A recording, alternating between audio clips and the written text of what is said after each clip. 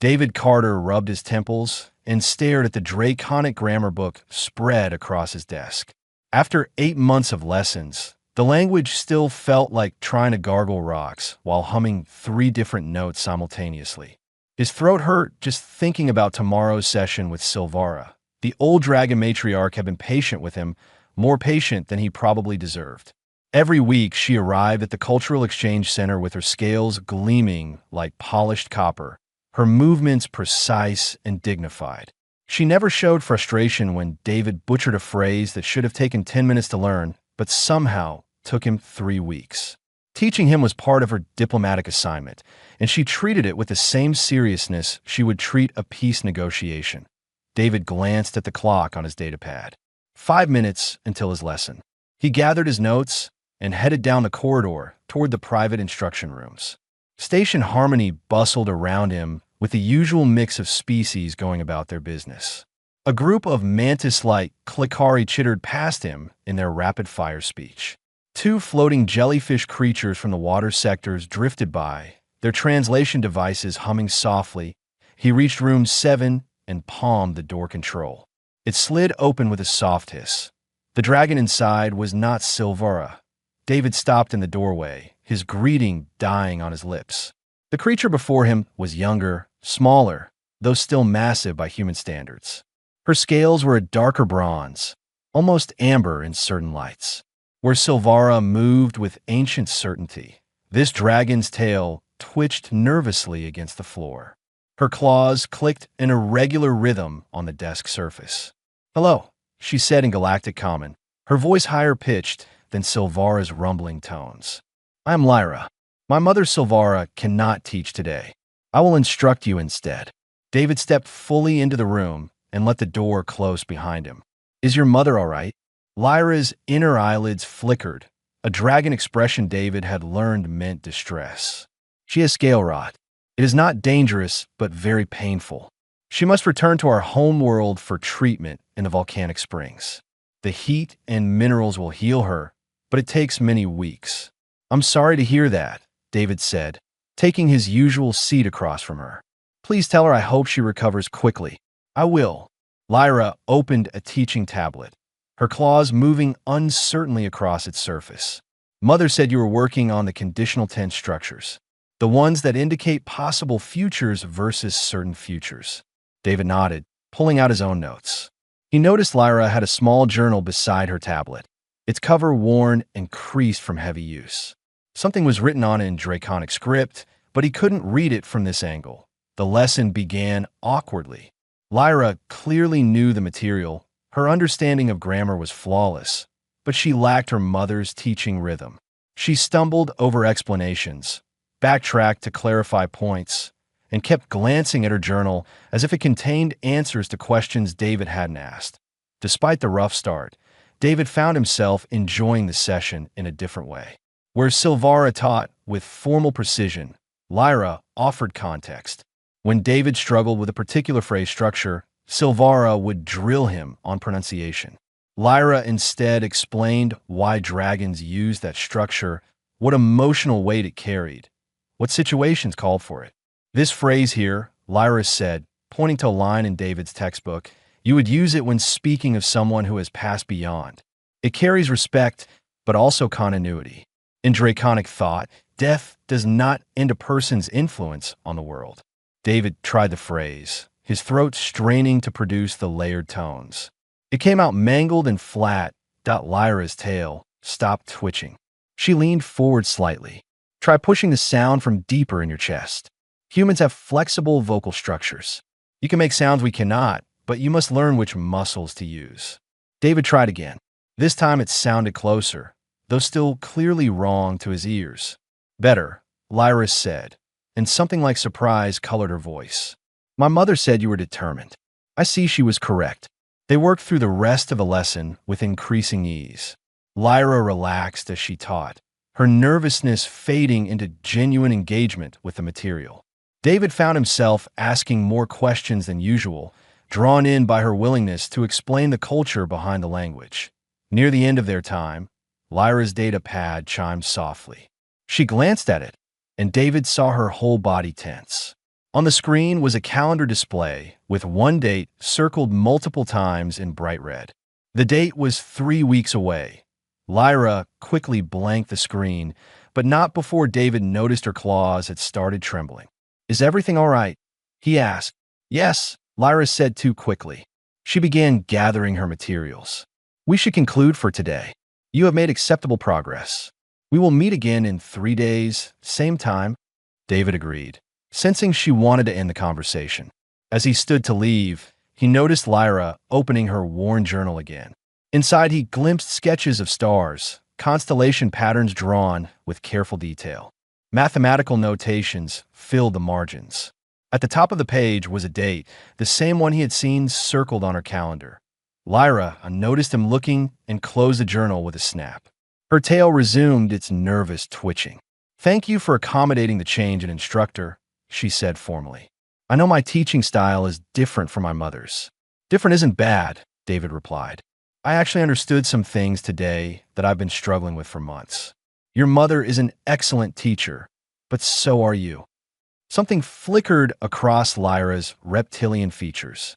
Relief maybe, or gratitude. "That is kind of you to say. I will see you in 3 days." David left the room with his head full of conjugations and tonal patterns, but also with questions. What was so important about that date? Why did Lyra carry those star charts with her? And why did she look so desperately sad when she looked at them? He suspected the answers would matter more than any grammar lesson. 3 days turned into a pattern. David met with Lyra twice more over the following week, and each session revealed a little more of who she was beneath the nervous exterior. She still carried that worn journal everywhere, still glanced at her calendar with increasing frequency. But she also smiled more, her teaching growing confident as she found her rhythm. During their 4th lesson together, David made a breakthrough with a particularly difficult sound combination. Lyra actually clapped her claws together in approval, a gesture he had never seen Silvara make. "Excellent. You're beginning to feel the language rather than just speak it. That is when true understanding begins." David grinned, despite his aching throat. "I have a good teacher." Lyra ducked her head, a surprisingly bashful gesture for a creature with fangs the size of kitchen knives. She opened her journal, and this time she didn't snap it shut when David's gaze wandered toward it. The pages were covered in notes, sketches of astronomical phenomena, and what looked like poetry written in flowing draconic script. "May I ask what you're working on?" David ventured. "Those star charts look complicated." Lyra's claws traced the edge of the journal. For a long moment, David thought she wouldn't answer. Then she sighed, a sound like steam escaping from a kettle. "It is a celestial alignment," she said quietly. "Certain stars form a specific pattern every 5 years as seen from my homeworld. I am calculating when that pattern will be visible from this station." "That's impressive math," David said. "Are you an astronomer?" "No. The alignment is important to me for personal reasons." She closed the journal, but kept her claw resting on its cover. "In dragon culture, we mark significant life events by the stars overhead at the time. Births, deaths, bonding ceremonies. The sky becomes part of the memory." David leaned back in his chair. This was the most personal information Lyra had shared. "We have something similar on Earth. Some cultures believe the stars influence destiny. Others just use them to mark time and remember important dates. How do humans remember their dead?" The question came out abruptly, as if Lyra had been holding it back and it finally escaped. David blinked at the shift in conversation, but answered honestly. "Different ways depending on culture. Some hold ceremonies on the anniversary of a death. Some visit graves. Some light candles or say prayers. Mostly we talk about the person, tell stories about them, keep their memory alive through words." Lyra's golden eyes fixed on him with sudden intensity. "Words? Yes. We do this too, but in the old tongue. The language must be draconic for the memory to be properly honored. It is a way of ensuring the past is not lost, that those who came before remain part of those who continue." "That's beautiful," David said, and meant it. Lyra looked away, her tail curling around the legs of her chair. "My mother was supposed to help me with something. A remembrance ceremony. But her illness means she cannot. I am alone on this station, far from my clan." Understanding began to dawn on David. The calendar, the star charts, the careful study of dates, the alignment you're tracking. It's for someone who died. My brother. Lyra's voice dropped to barely above a whisper. Finn died 5 years ago in a shuttle accident. He was traveling to the outer colonies to begin xenobiology studies. The star pattern overhead on my home world when he was born will be visible from this station in 2 weeks. I need to speak the remembrance phrases while those stars are positioned correctly, or his memory will not be properly honored this year. David felt the weight of what she was saying. And you need someone who speaks Draconic to perform the ceremony with you. Lyra nodded slowly. The ritual requires at least 2 voices. One to speak the name, one to acknowledge it. Dragons believe that memory lives in language, and language requires sharing. A name spoken alone dies in the air. A name spoken and heard lives forever. Is that why you took over your mother's teaching duties? David asked gently, not just to cover for her, but because you needed someone here who could speak the language. I did not know if you would be skilled enough, Lyra admitted. I hoped. Mother said you were progressing well, but the ritual phrases are complex. They require proper pronunciation, correct tonal emphasis. An error would dishonor rather than honor. She looked at him directly. I've been too afraid to ask if you would help me. What if you said no? What if you tried and failed? I thought perhaps if I taught you more, if you improved enough, I could ask when the time came. David understood her fear. Dragons valued honor and propriety above almost everything. Asking for help with something so sacred and then having the help fail would be worse than not asking at all. But she had no other options. Her mother was gone. Her clan was light years away. David was her only possibility. I'll help you, he said as Lyra's head snapped up. You do not know what you are promising. The phrases are difficult even for dragons. For a human, then we have 2 weeks to prepare, David interrupted. Teach me. Drill me as hard as you need to. I can't promise I'll be perfect, but I can promise I'll try with everything I have. Lyra stared at him, her reptilian face difficult to read.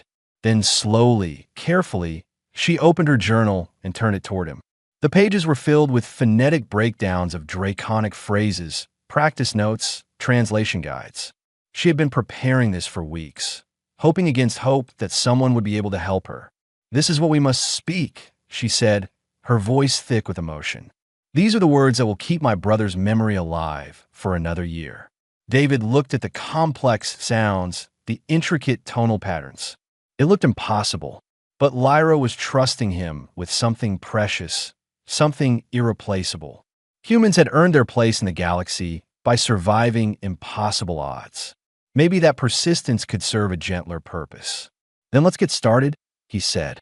The next 2 weeks transformed David's relationship with the Draconic language from academic study to desperate necessity. Lyra drilled him relentlessly, their sessions stretching from 1 hour to 3, sometimes 4. She booked the observation room for their practice, the one with a wide viewport facing the section of space where the star alignment would appear. David's throat became perpetually sore. He drank endless cups of honeyed tea that the station medical staff recommended for vocal strain. His regular work suffered as he spent every spare moment reviewing the phonetic guides Lyra had prepared.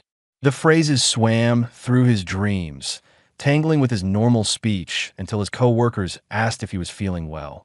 But slowly, painfully, progress happened. No, Lyra said for the 100th time, her tail thumping against the floor in frustration. The second tone must rise then fall. You're making it fall then rise. It changes the entire meaning from he who flew among stars to he who fell from stars. Do you see the difference? David tried again, his vocal cords protesting. The sound came out closer this time. Lyra's crest flattened against her head, her version of a satisfied nod. Better. Again. Between drilling sessions, Lyra talked about Finn. At first the stories came reluctantly, pulled out like splinters. But as the days passed and David proved he wouldn't mock or dismiss her grief, the memories flowed more freely. Finn had been curious about everything, apparently. He collected samples of alien plant life and kept them in poorly labeled jars that occasionally exploded due to unexpected chemical reactions.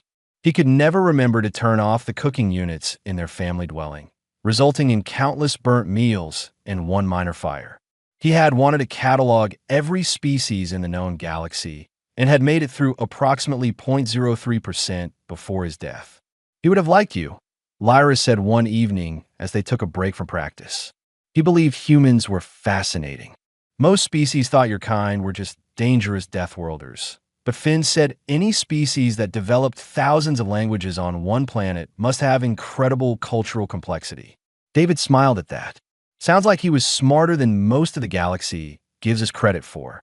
He was brilliant, Lyra said quietly, and kind. He never made others feel small for not knowing things. He shared knowledge like it was food, freely given to anyone hungry for it. Her claws traced patterns on the observation window. I miss him terribly. Some days I forget he is gone. I think of something interesting and want to tell him. Then remember I cannot. David had lost his own grandmother 3 years ago. He understood that particular pain, the habit of grief that outlasted logic. What happened to him, if you don't mind me asking? Lyra was silent for a long moment.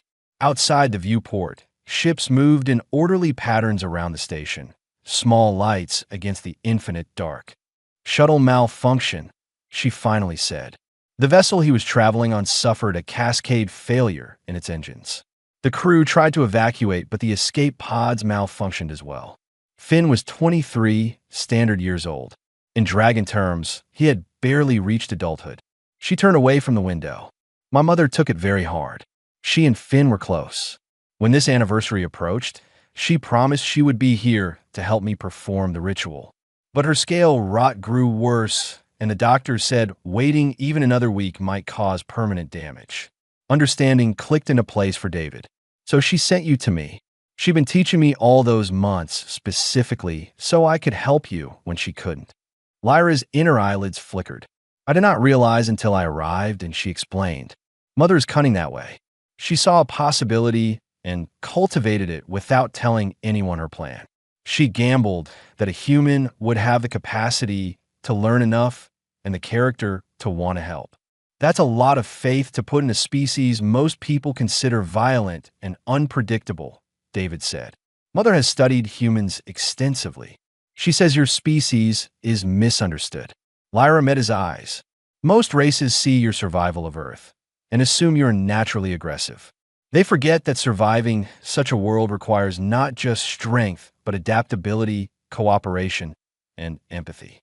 A species that only fought would have destroyed itself long before achieving space travel. David had never thought about it that way. Humans were used to being seen as the dangerous newcomers, the ones other species watched nervously. The idea that someone might see humanity's harsh origins as evidence of positive traits rather than negative ones was novel.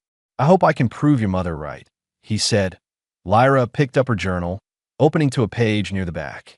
There is something else you should know about this ritual. In dragon culture, to speak the remembrance phrases with someone is to bond with them as family.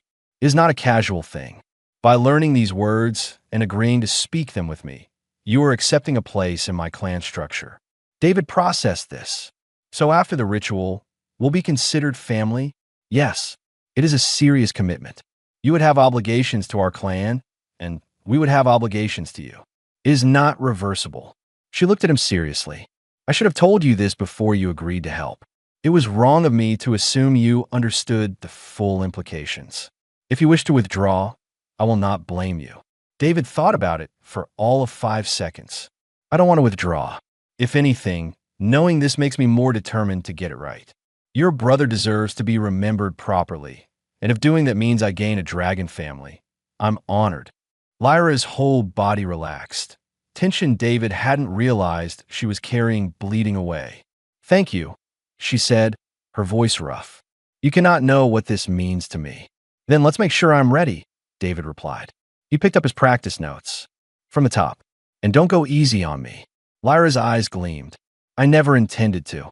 The day of the alignment arrived with clear viewing conditions, a small mercy David was grateful for. He had barely slept the night before, running through the phrases in his head until they blurred together into nonsense. His throat felt raw despite the medical treatments, and his hand shook slightly as he made his way to the observation room. Lyra was already there when he arrived.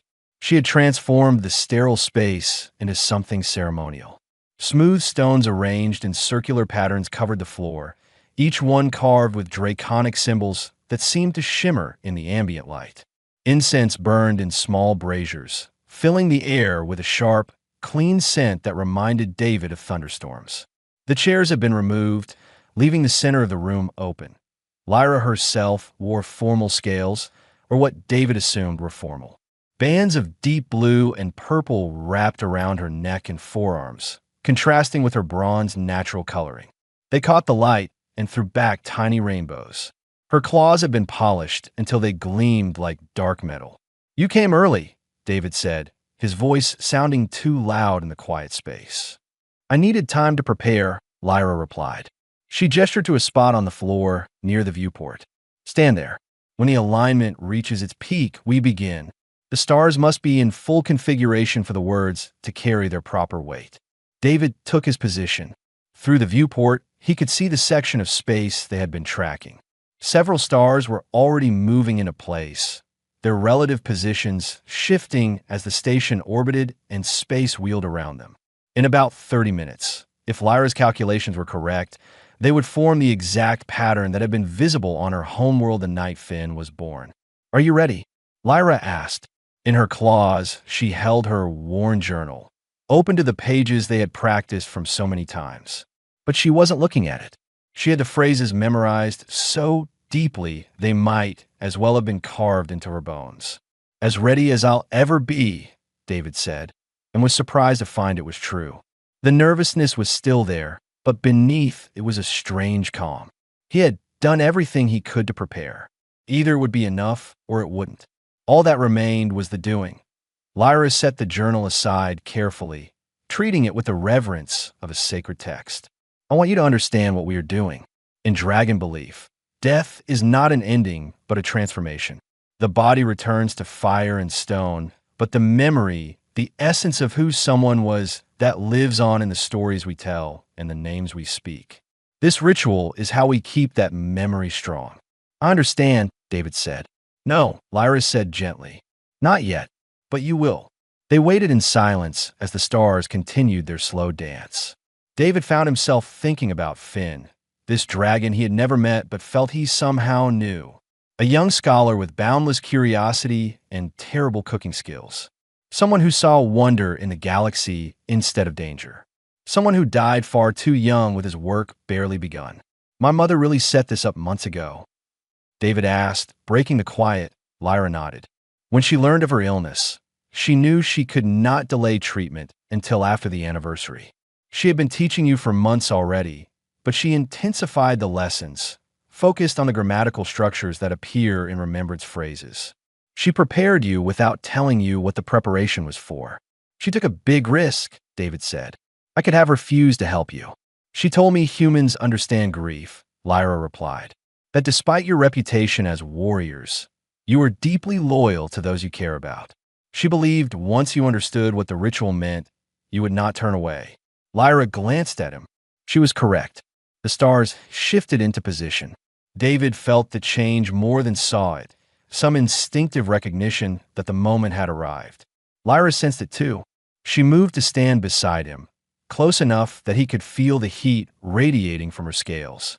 Dragons ran hot, their internal temperatures maintained by metabolism that would cook a human from the inside out. "The alignment is complete," Lyra said formally, her voice taking on a deeper resonance. "We begin now. Listen carefully to my pronunciation and match it as closely as you can. Do not fear mistakes. Sincerity carries more weight than perfection."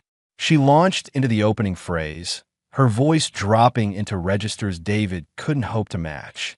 The words rolled through the room like distant thunder, each syllable precisely weighted and placed. This was the part David didn't need to speak, only witness.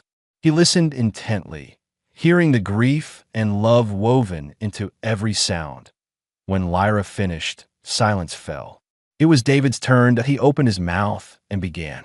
The first phrase came out rough, his human vocal cords struggling with the harmonic requirements. He could hear how it differed from what it should sound like. The way his version was flat where it should be rounded, sharp where it should be smoothed out. Lyra's tail twitched, but she didn't correct him. The ritual had begun. There was no stopping now. David pushed through his nervousness and tried the second phrase. This one came out better. Somewhere in his mind, muscle memory from 2 weeks of relentless practice took over. His throat found positions he hadn't known it could reach. The sounds weren't perfect, weren't even close to what a native speaker could produce, but they were recognizable. They carried meaning that he saw. Lyra's eyes widen slightly. Encouragement and surprise mixed in her expression. The third phrase was the hardest, a twisting combination of sounds that required him to speak 2 tones simultaneously through some trick of throat positioning. David had never managed it properly in practice. He tried now, putting everything he had into the attempt. Something clicked. His throat vibrated in a way it never had before. The sound that emerged wasn't quite right, but it was closer than any previous attempt. Close enough. Lyra's crest rose, a sign of approval and recognition. The ritual continued, the two of them trading phrases back and forth. David stumbled through some, managed others surprisingly well. Sweat beaded on his forehead despite the cool air. His throat burned, but he kept going because Lyra needed him to, because Finn deserved to be remembered, because stopping was not an option. The ritual reached its heart. Lyra's voice grew stronger, more resonant, as she began speaking stories instead of formal phrases. She told of Finn's first attempt at flying, how he had misjudged the thermal currents and crashed into a decorative fountain in the clan gathering space. She spoke of his obsession with cataloging the microscopic life found in volcanic vents, how he would spend hours staring through analysis scopes while his dinner grew cold beside him. David's role shifted. No longer was he speaking memorized phrases. Instead, he responded with the traditional listener's acknowledgments. Short sounds that meant I hear, I remember, the story continues. These he had practiced until they were reflexive, and now they flowed from him with increasing ease. Lyra spoke of Finn's friendship with a Klickari researcher, how the two of them had developed a hybrid sign language to discuss concepts neither of their species had words for. She told of his terrible habit of leaving experiment notes scattered everywhere, written in handwriting so atrocious that even other dragons struggled to read it. Her voice wavered when she described their last conversation, how Finn had been excited about a new fellowship opportunity, how he had promised to send her samples of any interesting organisms he discovered. Through it all, David responded, I hear, I remember. The story continues. Simple phrases, but loaded with meaning. He was not just listening, he was bearing witness. He was taking these memories into himself and carrying them forward. In dragon terms, he was becoming part of Finn's continued existence in the world. The star alignment outside the viewport held steady, a configuration that would only last for another 15 minutes before the stellar positions shifted again. They were racing against cosmic timing, fitting an entire year's worth of remembrance into the narrow window when the universe itself aligned properly. Lyra's voice cracked. She had been speaking for nearly 40 minutes straight, her controlled draconic pronunciation giving way to raw emotion. Tears formed in her golden eyes, thick and crystalline. In dragon physiology, crying was rare, reserved for the deepest grief or joy. The tears rolled down her scaled cheeks and hit the stone floor with soft pinging sounds, like glass beads falling. He should still be here, she said, abandoning formal phrasing entirely. He had so much left to discover, so many questions left to ask. The galaxy is lesser without his curiosity in it. David found himself responding not with the ritual phrase, but with his own words, in draconic, cobbled together from everything he had learned. His questions live in those who remember him. His curiosity passed to you. You continue his search. It wasn't perfect grammar. The tenses were probably wrong. But Lyra froze, staring at him with something like wonder. You understand, she whispered. You truly understand. They had reached the final phase of the ritual. This was the part Lyra had made David practice most intensely because it required the closest coordination.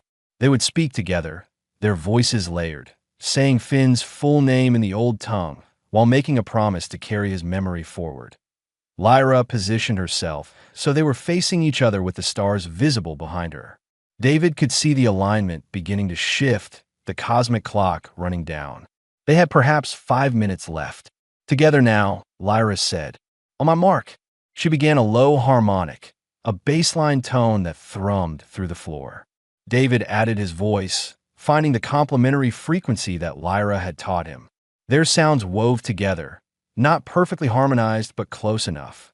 Human and dragon, two entirely different species with different languages and different physiologies, finding common ground in shared purpose.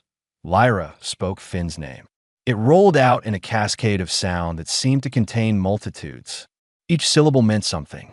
He who flies, seeker of small wonders, born under the 5 stars.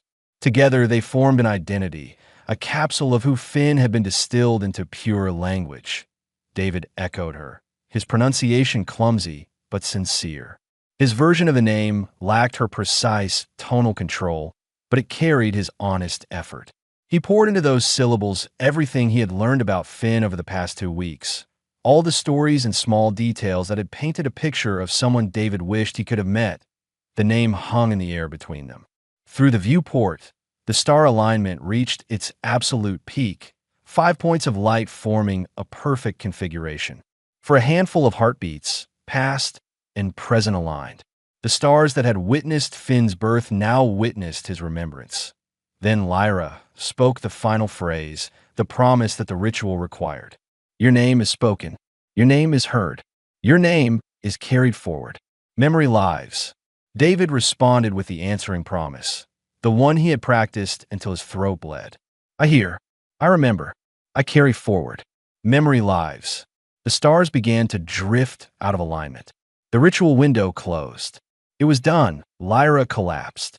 Her legs folded under her, and she sank to the stone floor, her massive body curling into itself.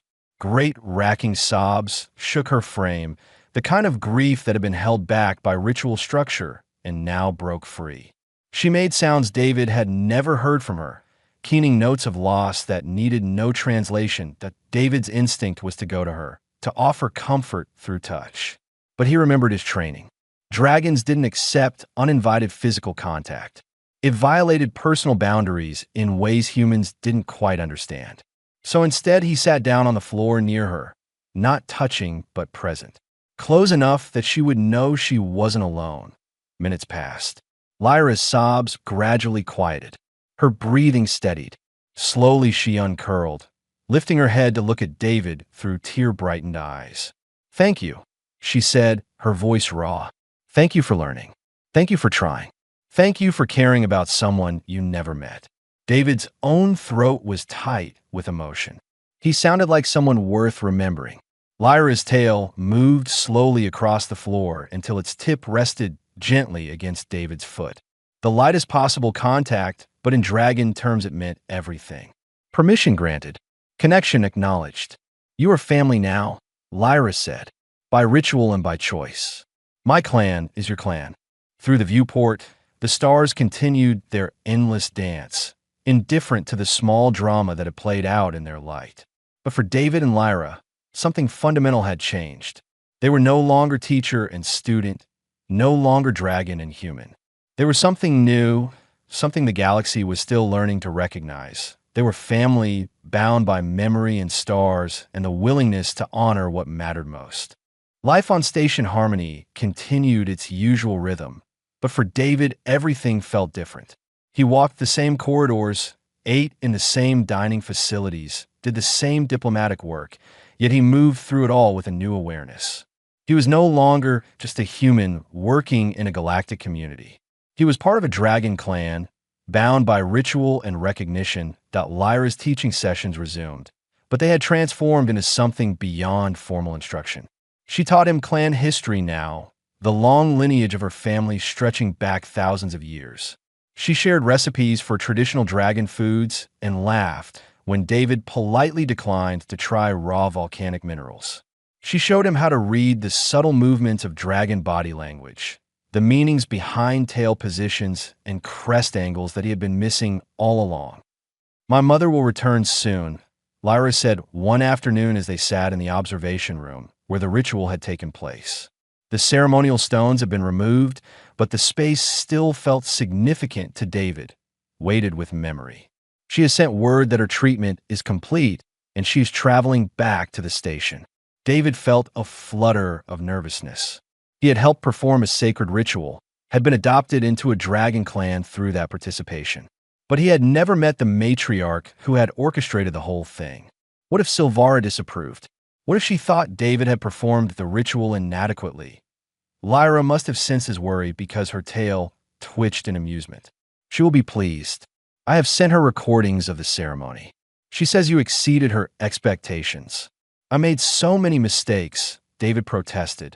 You made human mistakes while speaking dragon words.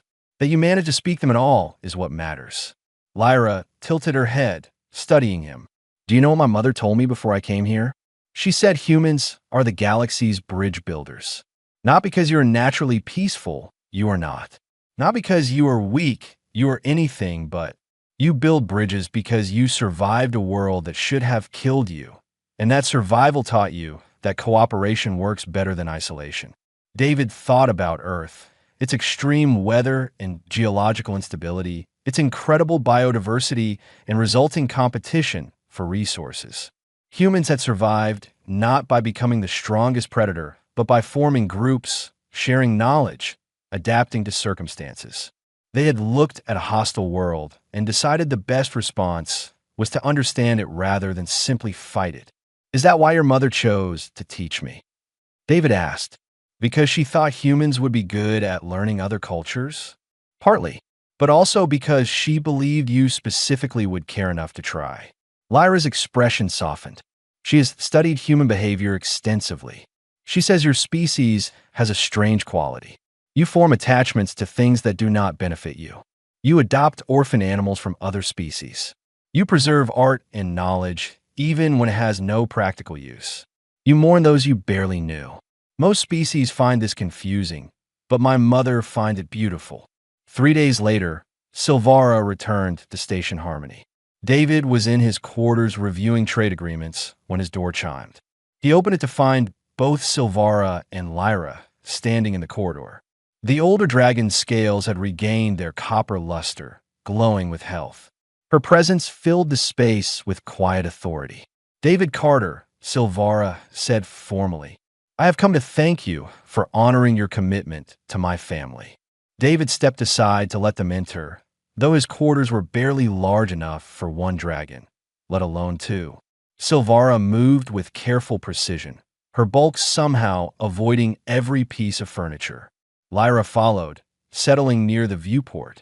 I'm honored to have been able to help, David said, suddenly very aware of how small his living space was compared to dragon standards. Silvara's golden eyes, so similar to her daughter's, studied him with unsettling intensity.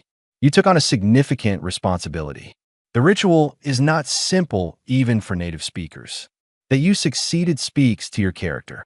I had a good teacher, David said, nodding toward Lyra. You had too, Silvara corrected. Every lesson I gave you for 8 months was preparation, though you did not know it. I taught you the grammatical foundations, the tonal patterns, the cultural context, all of it building toward a single purpose. David finally asked the question that had been bothering him. Why? Why invest so much time in preparing me for this? There must have been other options. Silvara settled onto her haunches, a posture that suggested a long explanation was coming. When I learned my scale route would prevent me from attending the anniversary ritual, I faced a difficult choice. I could have asked the Dragon Embassy to send a representative. I could have called on clan members to make the journey here.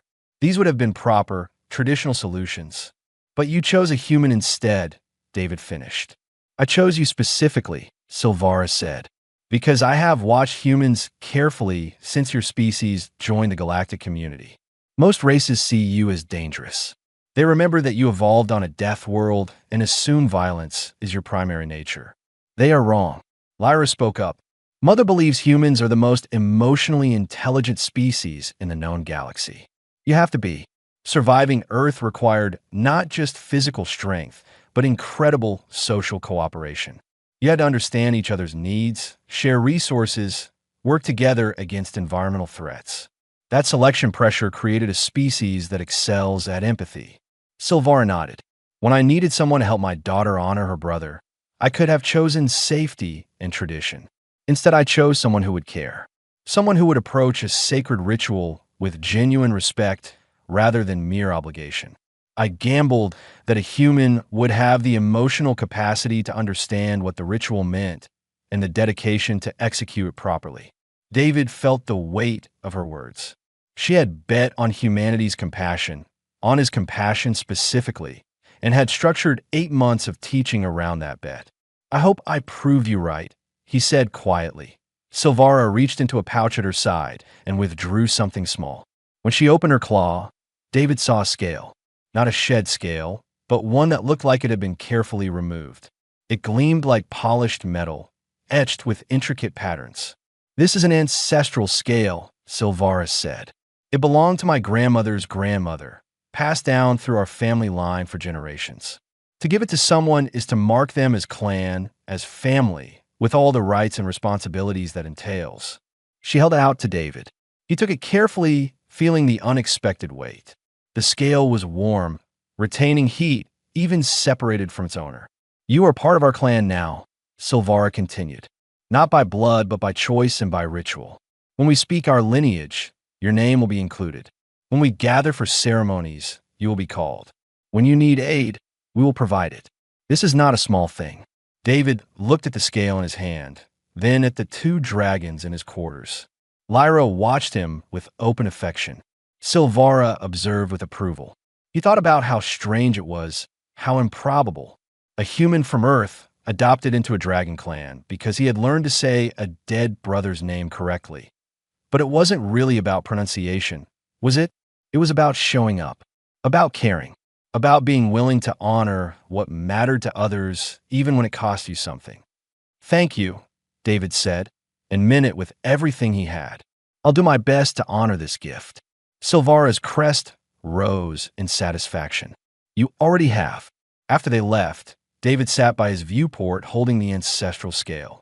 Outside, the station orbited through space, surrounded by thousands of species all learning to coexist. Humans had joined that community as fighters, as survivors of a harsh world. But maybe their real contribution would be something else. Maybe humanity's gift to the galaxy wasn't their ability to endure hostile environments. Maybe it was their willingness to learn other languages, honor other traditions, and care about grief that wasn't their own. Maybe the galaxy needed bridge builders more than it needed warriors. David placed the scale carefully on his desk where he would see it every day. A reminder of the family he had gained and the responsibility that came with it. A reminder that sometimes the most human thing you could do was recognize the humanity in others, regardless of how many scales or claws they had. Outside his window, the stars wheeled through their ancient patterns, indifferent and eternal. But here, in this small room on this small station, something had changed. Memory had been honored. Family had been formed. And a human had learned that surviving Earth's challenges had prepared his species not for conquest, but for connection. That seemed like a much better legacy.